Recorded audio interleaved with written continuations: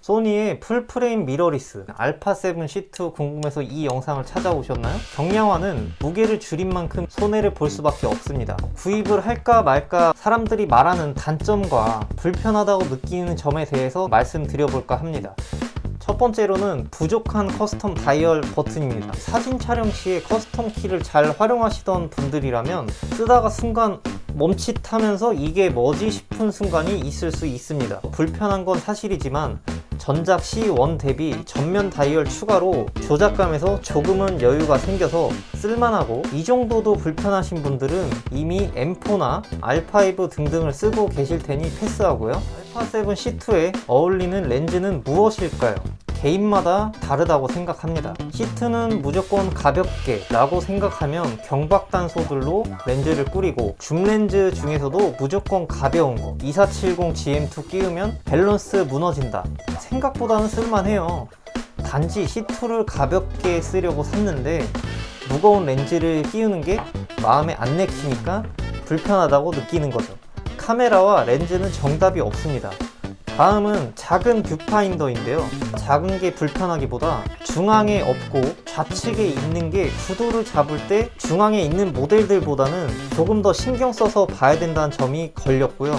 요즘은 C2 뷰파인더 연장 고무 액세서리도 많이 나오고, 스마트폰 카메라에서 카메라로 입문하시는 분들은 LCD가 더 편할 수도 있습니다. 그래서 뷰파인더도 그렇게 큰 문제는 없습니다. 뷰파인더 불편할 것 같은 분들은 이미 M 시리즈, R 시리즈 쓰고 계실 거예요. 메모리 슬롯 한 개에 불안한 투슬롯 바디를 써보신 분들은 원슬롯 메모리에 굉장히 지적을 많이 하시는데요. 그 이유는 소니의 메모리가 데이터베이스 오류가 자주 난다는 소문이 있어서인데요. 이건 복불복인 것 같습니다. 원슬롯이던 투슬롯이던 촬영 후에 백업을 하는 습관을 들이시는 게 데이터를 안전하게 가져갈 수 있는 방법이라고 생각을 하고요. 솔직하게 그런 용도로 쓰려면 애초에 이 C2를 쳐다도 안 봤겠죠. 그러니까 처음 구입하시는데 메모리 슬롯이 한 개 있어서 불편하다, 이런 글들에 너무 신경 쓰지 않으셨으면 좋겠습니다. 자, 정답인 것처럼 정해진 말이 하나 있습니다. 취미는 C2, 상업은 M4. 이건 장비 욕심이 너무 심한 우리나라에서 자동차로 금 나누기 하듯 나누는 거랑 비슷하다고 느낍니다. 솔직히 C2 사면 취미용으로 가볍게 쓰는 용이고 상업에서 못 쓴다. 아직도 구형 DSLR이나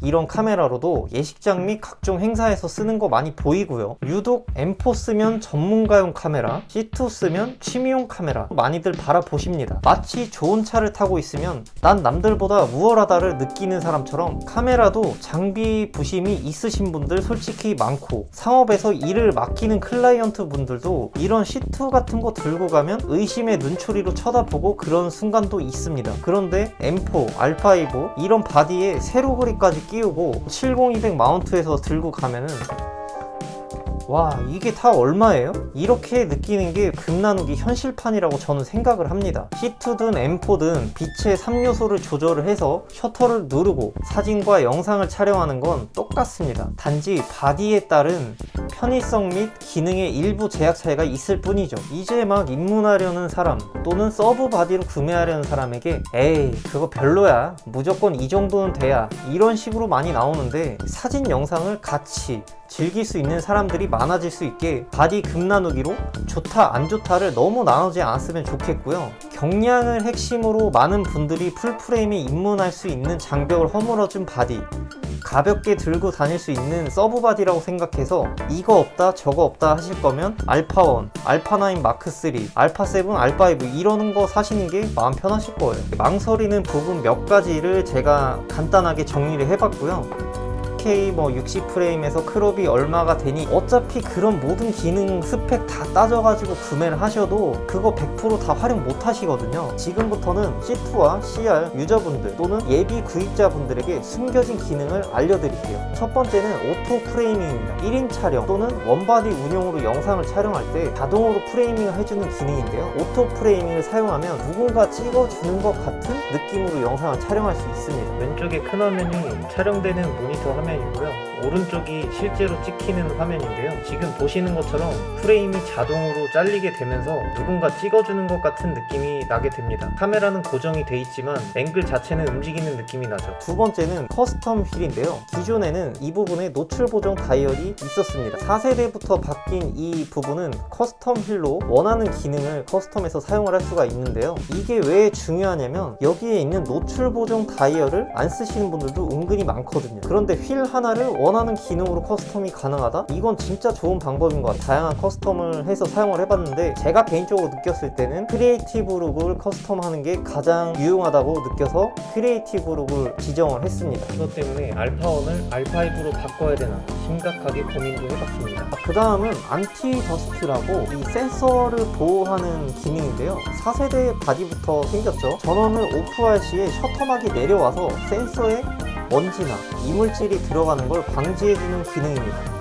외부에서 렌즈를 교체하려고 할 때 작은 먼지 하나 들어가면 조리개를 조여서 촬영을 할 때 결과물이 다 나오게 되는데 이게 보정할 때 지우면 되지만 많은 양의 사진을 찍게 되면 일일이 하나하나 보정하는 게 귀찮고 힘듭니다. 그래서 셔터막 가림 기능은 정말 좋습니다. 의외로 모르고 계시는 분들 많더라고요. 그 다음은 초점 브라켓팅 촬영입니다. 풍경사진, 접사를 찍을 때 펜포커싱이라고 하죠. 가까운 곳, 먼 곳, 초점을 선명하게 하기 위해서 조리개를 조여서 촬영을 합니다. 설정 한 번으로 사진 전체를 선명하게 찍을 수 있습니다. 촬영한 결과물이고요. 오른쪽 사진은 조리개를 f22로 조였지만 이 부분에 약간 흐릿한 부분이 보이게 되는데요. 왼쪽에 합성된 사진을 보시면 f2.8로 찍은 사진이지만 굉장히 선명하게 보이는 걸 알 수 있습니다. 반대쪽과 비교를 해보면 선명도의 차이가 확실히 나는 게 느껴지고요. 초점 브라켓팅 촬영을 하게 되면 전 구간을 선명한 느낌으로 촬영해서 사용할 수 있습니다. 단점은 포토샵이나 라이트룸에서 병합 작업을 따로 해줘야 된다는 게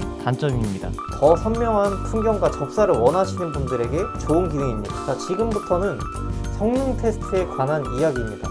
실스톱 손떨림 방지에 대해서 야간이나 저조도 환경에서 이득을 볼 수 있는 장점이 있고요. 어두운 렌즈를 사용 시에도 야간 촬영이 부담되지 않습니다. 야간 핸드헬드 촬영 결과물을 보여드리겠습니다. 15분의 1초로 촬영한 사진이고요. 다음 사진도 마찬가지로 15분의 1초로 촬영한 사진인데요. 손쉽게 촬영이 가능하고요. 6분의 1초로 내렸을 때 핸드헬드로 촬영했을 때 이 정도 결과물이 나오게 됩니다. 3분의 1초 사진인데요. 사람들이 지나가는 건 약간 블러 처리가 됐지만 지금 이렇게 위쪽에 찍힌 걸 보면 굉장히 선명하고 깔끔하게 나온다는 걸 알 수 있습니다. 그 다음에 0.6초까지 내렸을 때도 쓸만한 결과물이 나오는 것 같습니다. 야간 촬영 시에 굉장히 안정적인 결과물을 얻을 수 있습니다. 그 다음은 2860 번들 렌즈 테스트입니다.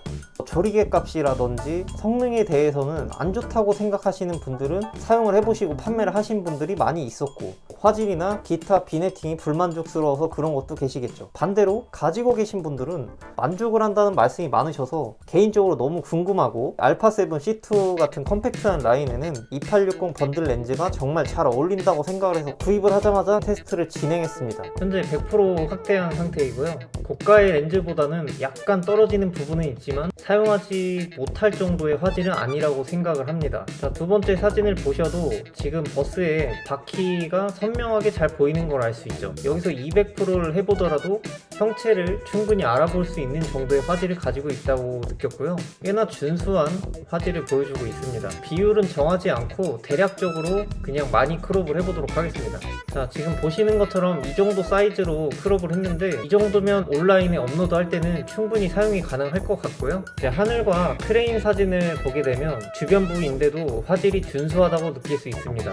여기서 별도의 조정 없이 라이트룸에서 필터만 적용을 한다고 하더라도 원하는 사진을 만들기 쉽다고 저는 생각을 했습니다. 200% 정도 확대했을 때 이 화질이 마음에 들지 않고 이게 나랑 맞지 않다라는 생각이 들면 이 렌즈는 구입을 안 하시는 게 좋을 것 같고요. 그냥 목에 걸고 다니면서 부담없이 아무 때나 툭툭 찍을 수 있는 이 렌즈가 가진 장점이라고 생각을 합니다. 단지 조리개 값이 어둡기 때문에 아웃포커싱을 기대하기는 조금 힘듭니다. 사진을 보셨을 때 화질에 대한 게 느껴지시나요? 저는 개인적으로 화질보다는 아쉽게 느껴진 건 최소 초점 거리였는데 이 정도 거리에서 음식을 찍거나 뭐를 찍을 때 이렇게 되면은 찍혀야 되는데 안 찍히네? 그러면 좀 더 뒤로 가서 여기서도 안 잡히네? 초점거리가 저는 불편하다고 오히려 느껴졌고 화질은 저는 만족입니다. 자, 그 다음은 큰 렌즈와의 밸런스인데요. 풀프레임을 쓰면 결국 좋은 렌즈에 욕심이 생기죠. 좋은 렌즈는 가격도 비싸고 화질은 좋지만 부피감으로 밸런스가 안 맞다는 걸 많은 분들이 얘기를 하시거든요. 저는 70-200 GM2를 마운트해서 촬영을 해봤을 때 이렇게 느꼈습니다. 생각보다 쓸만한데? 라고 저는 생각을 했고, 하단 부분에 플레이트가 있어서 그립이 약간 연장돼서 그렇게 느껴지는 것도 있을 것 같고요. 70-200 렌즈 같은 경우는 한 손으로 잡고 촬영하는 것보다는 사실 이 부분을 받치고 줌을 이용해가면서 촬영하는 경우가 많잖아요. 그런데 생각보다 밸런스 나쁘지 않습니다. 밸런스가 안 맞다는 거는 이 부분에 그립이 부족해서 여길 잡았을 때 이 부분이 처지는 느낌 때문에 그렇다고 느끼거든요. 생각보다 밸런스는 좋은 편이니까 작은 렌즈만 고집하지 마시고 필요한 게 있다면 구입해서 쓰셔도 괜찮을 것 같습니다. 전자선막 오프가 불가능한 바디라서 솔직히 셔터음은 지금 들어보시면 아시겠지만 알파7 C1하고 달라진 점도 솔직히 모르겠고 조금만 더 찰지게 만들어졌으면 어떨까 하는 이런 아쉬움이 남고요. 최대한 기존 유튜브에 없는 내용으로만 영상을 구성을 하려고 했는데 그래도 워낙 다양한 영상이 많이 나와서 중복된 부분이 있을 수 있습니다. 알파7 C2를 구입할 때 조금이나마 참고가 되시길 바랄게요. 유튜브가 본업이 아니라서 일하는 시간 외에 모든 시간을 영상 제작에 쏟고 있는데도 영상이 업로드 되는 날 기준으로 2달이라는 시간이 걸려서 이 영상이 완성되게 되었습니다. 구독해 주셔서 감사합니다.